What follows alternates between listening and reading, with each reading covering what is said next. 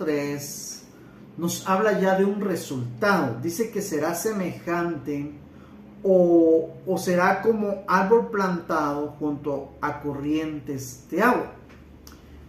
Digámoslo así, nosotros sabemos al poder ir a un lugar por qué un árbol cerca de un río se mantiene verde y por qué un árbol lejos del río se mantiene seco. Eso nosotros lo sabemos muy bien.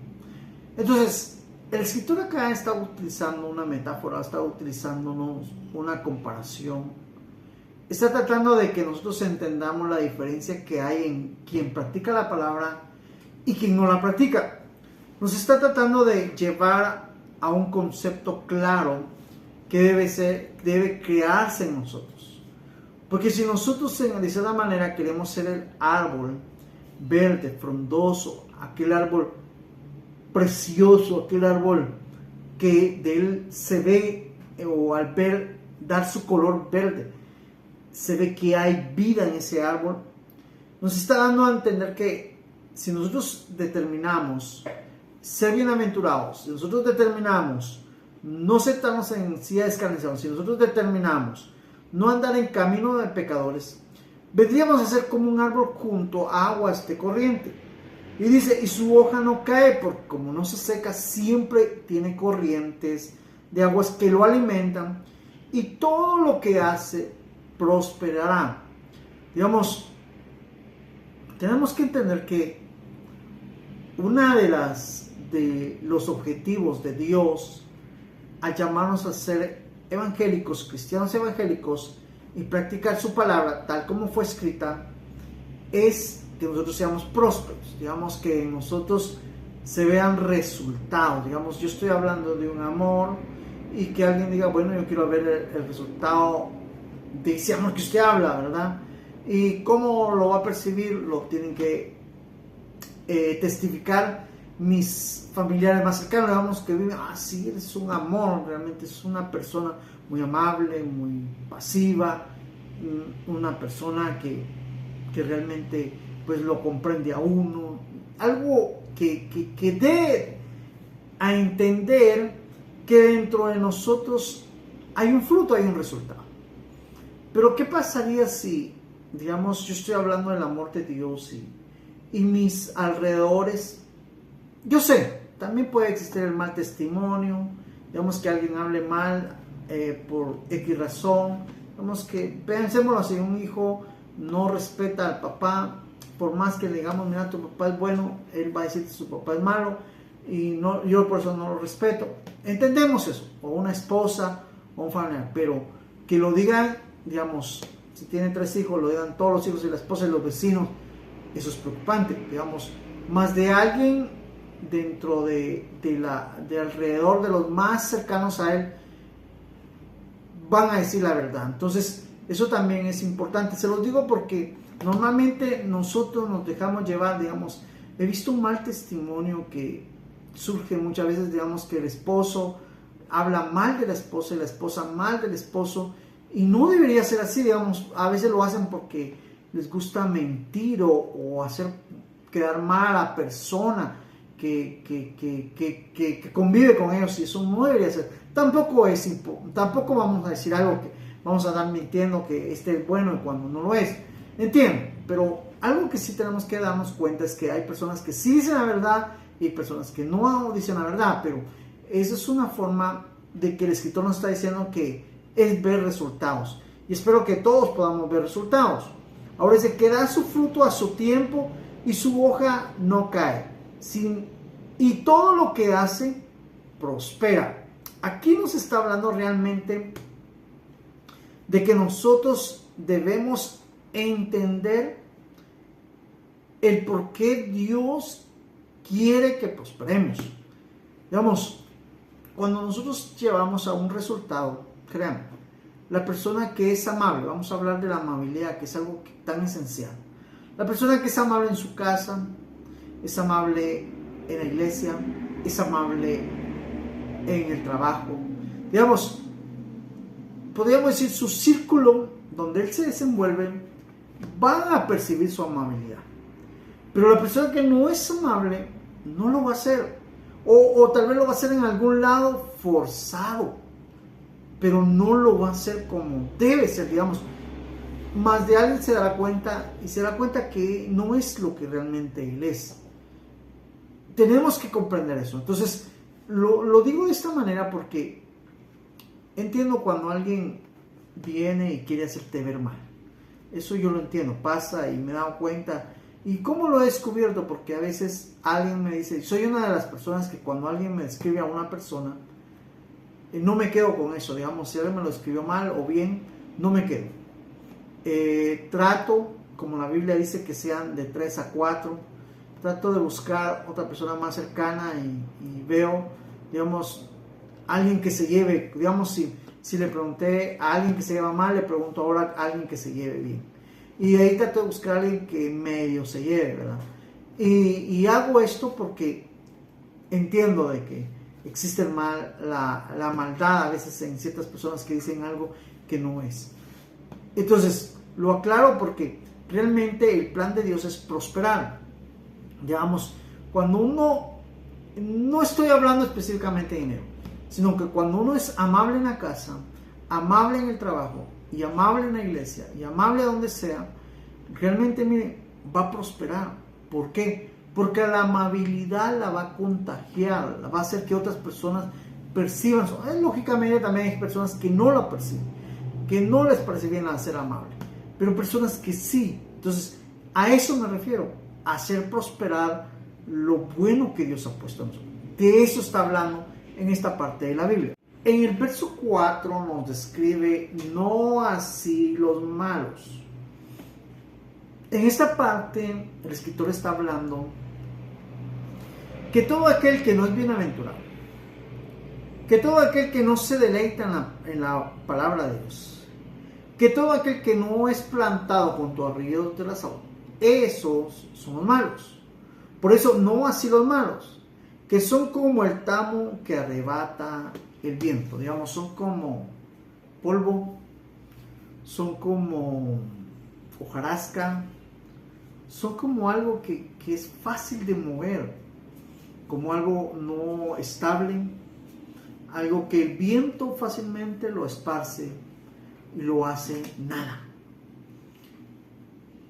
Es importante entender esto porque a veces cuando trabajamos en dar resultados y prosperar, ya sea un buen testimonio en algo, créame que no tan fácilmente nuestra buena conducta o nuestra prosperidad en la cual estamos prosperando y máxima en las cosas de Dios van a desaparecer. Dios de alguna otra manera tiene un plan y le da esa perspectiva a ciertas personas que perciben lo bueno que Dios ha hecho en nosotros, mas no así los malos. Entonces, deseamos ser alguien respaldado por Dios, deseamos ser alguien prosperado por Dios, deseamos alguien ser bienaventurado por Dios. Necesitamos practicar lo que la Biblia dice. Debemos entender esto porque realmente tenemos que entender que Dios no nos llama a ser malos. Porque miren, si Dios, sabiendo que nosotros en el mundo éramos malos, y ahora quiere que sigamos siendo malos, ¿para qué nos llamó? Pero no, el plan de Dios dice que buscó de lo vil y menospreciado, digamos, de nosotros éramos malos, muy malos, y nadie nos quería. Entonces, de esos que no nadie nos quería, que eran muy malos y muy malos, de esos Dios está llamando a que sean buenos, en el nombre de Él y para Él. Para que entendamos que realmente, en el verso 5 dice, por tanto, no se levantarán los malos en el juicio, ni los pecadores en la congregación de los justos. Digamos, no veremos a alguien malo prosperar, no veremos a alguien sobresalir. Aunque alguien me dijo una vez, pero mire, esta persona sobresale. Mire, una cosa es que los malos a veces pareciera que sobresalen, pero no es que sobresalen, sino que son personas imponentes, que se imponen o se atribuyen ciertas cosas y que de cierta manera, por lo malo que son, quieren como que hacer lo que ellos quieren hacer o son llevados a digamos, a poder ser personas que proponen algo y que, tal como ya lo dijeron, así es, pero a veces por lo mismo que nosotros no queremos pelear con ellos, no queremos tener problemas y terminamos aceptando, pero eso no es la prosperidad que está hablando la Biblia. La Biblia está hablando de resultados, ¿sí? Esa persona, digamos, que es así, mala en su casa, mala con su familia, mala en su trabajo, mala en la iglesia, créanme, todos lo sabemos y tal vez a veces algunos no se lo dicen, pero todos lo sabemos. A esa prosperidad está hablando Dios, digamos que su mal carácter se verá por todo lado. Entonces, eso no es prosperidad para Dios, sino que eso es, de cierta manera, Dios está hablando que son malos y siguen siendo malos. Por eso no se levantarán con los justos, digamos, no podrán estar dentro de los correctos o justos o de las personas que sí practican la palabra, no podrán levantarse, como que dice, ser exaltados y que los justos digan, qué bueno es hermano. No podemos, porque por más malo que nosotros sabemos que es, y tal vez no lo confrontamos y no se lo decimos directamente, pero no lo apoyamos, porque sabemos la práctica que está desarrollando, por eso no se levantará. En el verso 6, ya terminando, nos habla, porque Jehová conoce el camino de los justos, mas la senda de los malos perecerá. Digamos, en esta parte, el que está hablando de que va a calificar, o como que es el juez, o como que es el único digno de poder decir que somos buenos o que somos malos, es Dios. Por eso dice, Jehová conoce el camino de los justos. Digamos, cuando nosotros practicamos la verdad, la palabra, o practicamos lo que la Biblia enseña, nosotros tenemos que entender que el primero que está observando es Dios. Y que de cierta manera, si nosotros nos preocupamos, ¿por qué dirá el de la derecha, el de la izquierda? ¿Por qué dirá el que me puede ver haciendo lo malo? Y nos preocupamos en fingir el ser buenos. Créame, Dios lo conoce. Y Dios sabe que nosotros estamos mintiendo. Y lo peor que la Biblia dice que nos estamos mintiendo a nosotros mismos, porque lo sabe Dios y al final lo van a saber las personas que nos rodean. Pero a veces nos gusta engañar, nos gusta poder hacer cosas malas. Y créanme, qué feo se siente querer engañar a una persona, que esta persona de cierta manera en su inocencia o en su actitud o como hijo de Dios, tal vez nos cree, tal vez dice, bueno, está bien, y no pregunta más, sino cree. Créanme, los que sabemos que estamos mintiendo no nos sentimos bien, porque decimos, bueno, el hermano no me descubrió, no sabe, pero qué feo verle la cara que él está haciendo, diciendo que sí me cree y yo estoy mintiendo. Qué feo es. Pero los malos nos mienten y ni siquiera sienten que se siente feo, sino se deleitan en eso malo. Entonces, por eso es que aquí dice que la senda de los malos perecerá. Digamos, si nosotros engañamos, que creemos engañar a Dios, creemos engañar a los hermanos, creemos engañar a todo el mundo, y parece que todo el mundo piensa que nosotros somos muy, muy buenos, nuestra senda perecerá, nuestra senda será destruida. Al final no estaremos levantados en los justos, no seremos reconocidos como tal, no, porque realmente ahí nos estamos metiendo ya a la parte de Dios donde Él ya viene como un juez, Él ya viene como el creador, como el padre que corrige. Entonces ya nosotros también estamos como que exponiéndonos a ser exhibidos como malos como somos, que al final yo pienso que si Dios, y siempre lo he dicho, si Dios no te ha exhibido, no te ha dejado caer, es porque te está dando oportunidad para que tú te levantes y dejes de hacer lo que estás haciendo, si es malo. Así que sigamos realmente creyendo en lo que Dios nos quiere enseñar y sobre todo que prosperemos en lo que Dios quiere que prosperemos. Así que te bendigo con esta palabra y recíbela y sigamos disfrutando lo que vamos a aprender en el libro de los Salmos. Salmos, ¿cómo aprender a orar, alabar y adorar? Introducción. El título en hebreos de los Salmos es Telehim, que significa alabanza. La traducción griega del Antiguo Testamento es Psalmoi, que significa cantos. El título en castellano es Salmos, que deriva de la versión griega que surgió en los años 75. En la introducción, con el primer punto que quiero exponer es cómo aprender a orar. Normalmente cuando iniciamos en la oración, la mayoría de nosotros desconocemos la forma en la cual podemos expresar oración.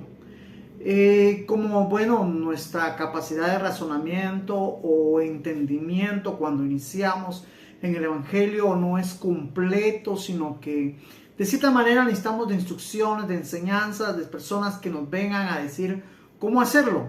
Entonces, en nosotros, pues, de cierta manera hay cierta ignorancia de la cual quiero hablar. Por ejemplo, yo cuando inicié, me acuerdo que mi primera asistencia a la iglesia fue un día de oración.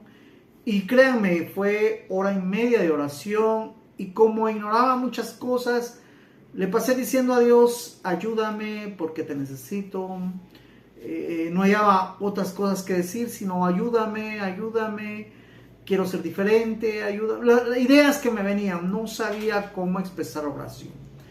Después de un tiempo, Dios me llama a que yo empiece a orar, a que empiece a desarrollar oración. No sabía cómo hacerlo, no entendía cómo hacerlo, no sabía cómo iniciar.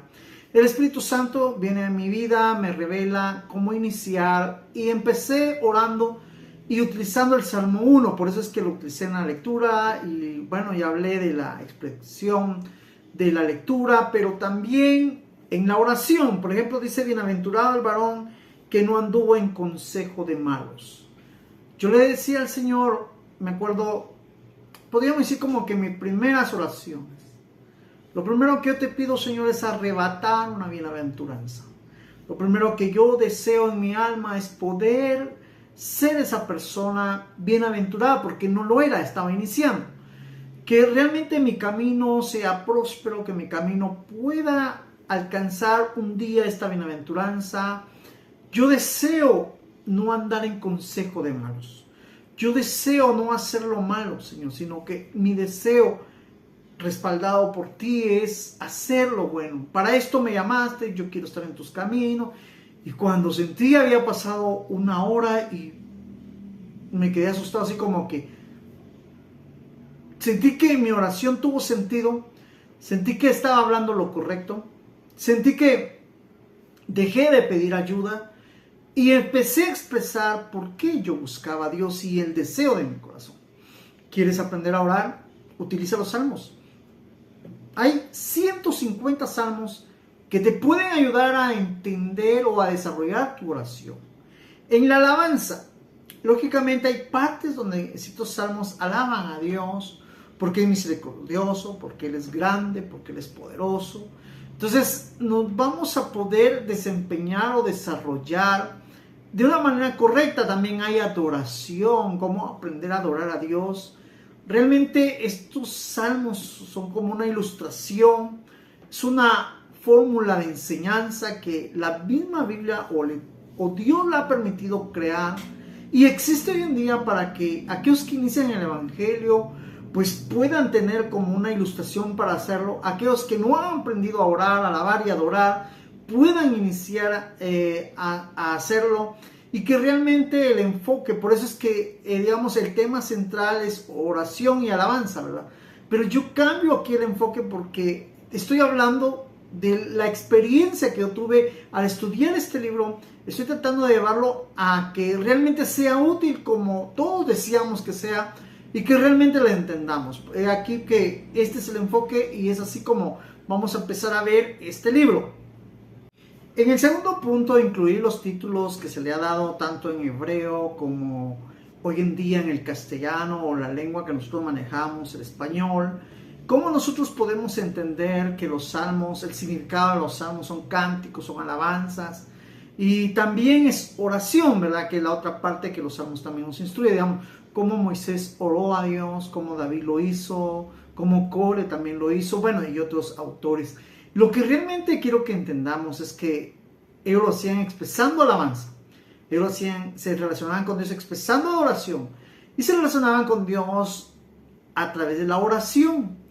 Entonces nosotros podemos tener como que un parámetro, una idea de cómo desarrollarnos con el Señor. Digamos, queremos entonar cánticos, porque realmente tenemos que entender que la alabanza fue creada para Dios. Hoy en día existe música, podríamos decir mundana, porque no le cantan a Dios.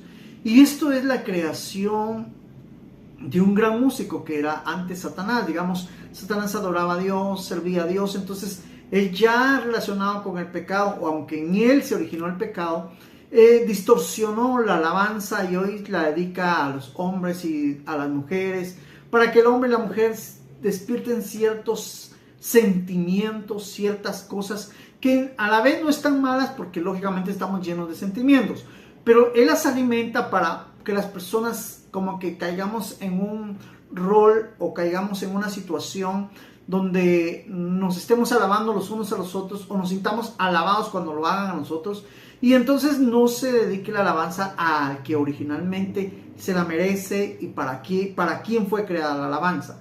Explico todo eso porque necesitamos entender qué es lo que realmente pasa afuera y qué es lo que pasa aquí adentro, para que entonces cuando vengamos al Evangelio sepamos a lo que venimos, al original, a darle alabanza a quién y por quién fue creada la alabanza.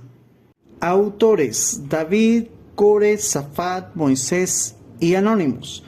Tema: oración y alabanza. Dentro de los autores de los Salmos encontramos a David, a Core, a Moisés. Ahora aclaro todo esto porque yo me acuerdo en una de las enseñanzas, geológicamente tiempos que yo obtuve, me enseñaron que solo David era el autor de todos los Salmos.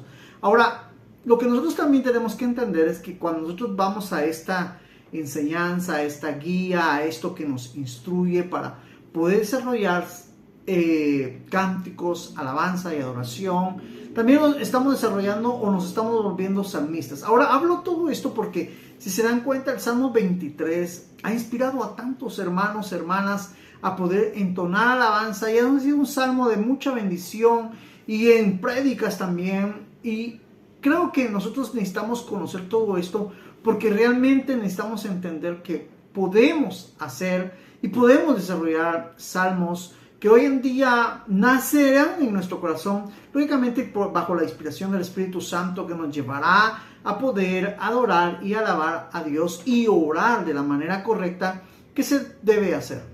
En esta parte, cuando hablo del tema, estoy hablando del tema original del libro o reconocido en la mayoría de Biblias, ya sea de estudio o Biblias normales, que es oración y alabanza. Ese es el tema general que realmente reciben los salmos. Ahora, menciono todo esto porque realmente tenemos que entender que los salmos nos están trayendo esa guía tan esencial que necesitamos, esos parámetros para desarrollar alabanza, para desarrollar adoración, para desarrollar oración a Dios. En mi caso, cuando yo pienso todo esto, viene a mi mente la noche, las horas, los momentos que lo dedicaba a Dios para alabar, para adorar y para orar. Mayormente cuando inicié y me gustó y pude desarrollar la oración. Entonces, cuando yo inicié, empecé a hacerlo a través de los salmos. Creo que ya lo dije, pero uno de los salmos que impactó muchas veces en mi vida, porque primero yo me acuerdo la primera vez que yo lo incluí en mi vida, lógicamente después de haberlo disfrutado en una oración, fue el primer año de ser cristiano. Era el Salmo 18, donde dice: acción de gracias por la victoria. Crean, para mí en ese tiempo, el que yo cumpliera un año en el Evangelio era un milagro. Era algo que para mí era sobresaliente. Para mí era algo que nunca en mi vida pensé alcanzar. Entonces vengo y empiezo a leer ese salmo. Y me gusta, lógicamente todo es bien largo, pero me gusta porque dice: te amo, oh Jehová, fortaleza mía, mi roca mía y mi castillo mío y mi libertador, Dios mío, fortaleza mía, en él confiaré. Y sucesivamente tú puedes leerlo en tu casa. Ahora, tomo todo esto porque este salmo me llevó realmente a llevar esa acción de gracias. Lógicamente lo empecé a hacer el segundo año, el tercer año, el cuarto año. Y no solo eso, cada vez que Dios me daba una victoria en ciertas cosas, en las prédicas o en las enseñanzas o cualquier cosa, en mi cumpleaños o el cierre de cada año, cosas importantes para mí que lógicamente estaban siendo marcadas porque había iniciado un nuevo camino que era el Evangelio, había iniciado una nueva vida, una nueva criatura, como dice la misma palabra. Entonces, todos esos logros que llevaba, lógicamente, me llevaban a dar acciones de gracias. Hoy sigo con eso, no lo he dejado. Pero lo que realmente estoy tratando de comentar es que realmente eso es lo que Dios quiere que nosotros experimentemos y que nosotros podamos testificar a aquellos que puedan disfrutar también de estos salmos. El Salmo 32 era otro salmo que realmente habla sobre la dicha del perdón. Digamos, que tú tengas el perdón de Dios es una gran dicha. Que tú le fallas a una persona y que una persona te perdone, eso es una gran dicha. Realmente disfrutar eso, porque hay cosas que lógicamente nosotros en el mundo hicimos no conociendo a Dios. Hay cosas que nosotros ya conociendo a veces hacemos sin querer dañar. Y hay cosas que realmente espero que nosotros logremos entender todo esto, porque disfrutar de la dicha del perdón es una bendición, es algo que no fácilmente se logra, que alguien te diga, te perdono por lo que me hiciste, y máxime con Dios. Disfrutar el Salmo 35, ese salmo era tan glorioso para mí, porque miren, después de las situaciones de meterme en el Evangelio, a mí me pasaron a pasar muchas cosas que para mí eran inexplicables, para mí, porque un amigo se vuelve mi enemigo, porque ciertamente ya había empezado a desarrollar la predicación, pero habían personas que se acercaban y me decían, mire, créame, mire, con todo respeto se lo digo, pero usted para predicar sí no está bueno. Cosas así que realmente yo decía, bueno, en primer lugar, yo no ando compitiendo, no ando demostrando a la gente que puedo, que quiero, sino que Dios a esto me ha llamado. Lógicamente estoy iniciando, estoy cometiendo muchos errores, creo, pero trataba de no hacerlo, pero de cierta manera hoy en día digo sí, porque ya tengo cierto conocimiento, ¿verdad? Pero en aquel entonces estaba mi mayor esfuerzo, estudiaba la Biblia, trataba de dar cosas que para mí eran impactantes en ese momento, pero entonces empiezo a utilizar este salmo como para orarle a Dios y tomar ánimo, porque lo que a mí me hacían o decían se me volvía así como incomprensible por iniciar las cosas de Dios. Y dice así: disputa, oh Jehová, con los que contra mí combaten, pelea contra los que me combaten. Créanme, entender eso, porque yo sentía como que estas personas de cierta manera se habían levantado contra mí, como que para bajarme, para desanimarme, para que yo no siguiera. Máxima la enseñanza, me acuerdo cuando empecé con las enseñanzas, algunos me decían, mire, es que no se le entiende, no, y créame, no he cambiado los parámetros, entiendo cuando hay una introducción, cuando estoy ahora explicando algo, he tratado de explicarlo lo mejor que pueda. Por ejemplo, ahorita el tema ya me extendí, y quiero hacerlo porque realmente estoy compartiendo lo impactante que fueron los salmos en mi vida. Y estoy yendo rápido porque, por ejemplo, el Salmo 42 es un salmo tan maravilloso, tan precioso, que me hace a mí, o me hizo a mí en el pasado y me sigue haciendo a mí, decirle a Dios lo necesario que mi alma lo necesita. Porque dice, porque solo con el título, mi alma tiene sed de ti, mi alma tiene sed de Dios. Y todo lo que habla este salmo realmente es aquella necesidad, es una forma de expresar la necesidad de Dios en la vida de uno, una forma de expresar la necesidad de Dios en todas las áreas de mi vida. Y para culminar, quiero hablar del Salmo 52. Realmente es una de los salmos muy gloriosos y tan hermosos. No es el Salmo 52, es el salmo que creo que a todos de cierta manera nos vendría a ayudar, y que este salmo realmente nos vendría a dar a entender lo que nosotros podemos comprender cuando disfrutamos lo que estamos haciendo con Dios. Y es el 51, arrepentimiento y plegaria pidiendo purificación. Digamos, nosotros tenemos que entender que, lo he dicho y muchas veces lo he hablado, sobre la humanidad, sobre nuestra humanidad, sobre nuestra debilidad o los deseos de la carne, que es lo mismo al final. Pero créanme, pedirle a Dios purificación en nuestras áreas débiles pedirle a Dios purificación y que Él nos ayude o intervenga de las maneras que Él pueda, que nos ayude a tomar dominio, que podamos tener ese dominio propio que la Biblia dice que desarrollaremos. Lógicamente eso es un proceso, no es de la noche a la mañana, pero lograr eso realmente es algo maravilloso, es algo precioso, porque es ese logro máximo que tal vez un cristiano debería alcanzar.